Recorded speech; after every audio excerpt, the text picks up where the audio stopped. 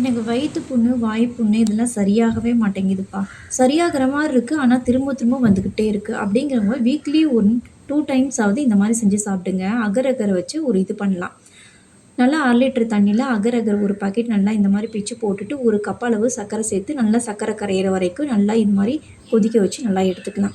ஓரளவு நல்லா இந்த மாரி வந்ததுக்கப்புறமா ஒரு ட்ரேல ஊத்திட்டு, ஒரு 20 நிமிட்ஸ் அப்படியே ரெஸ்ட்ல விட்டுருங்க. அத எதுவுமே டிஸ்டர்ப் பண்ண வேணாம். அப்படியே வெளியில வச்சேன்னா, அது அப்படியே செட் ஆயிரும்.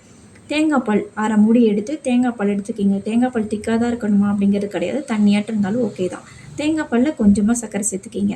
செட் ஆனதுக்கப்புறம் இந்த அகர் அகர் எடுத்து இந்த மாரி கியூபா கட் பண்ணி எடுத்து வச்சுக்கலாம்.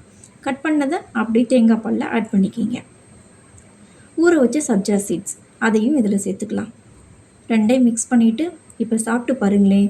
இது மாரி வீக்லி 2 டைம்ஸ் மட்டும் சாப்பிடுங்க. வயிறு அவ்வளோ ஒரு குளிர்ச்சியா இருக்கும். வயித்து புண்ணு, வாய் புண்ணுக்குலாம் நல்ல ஒரு ஹெல்த் ரெமிடியா இருக்கும்.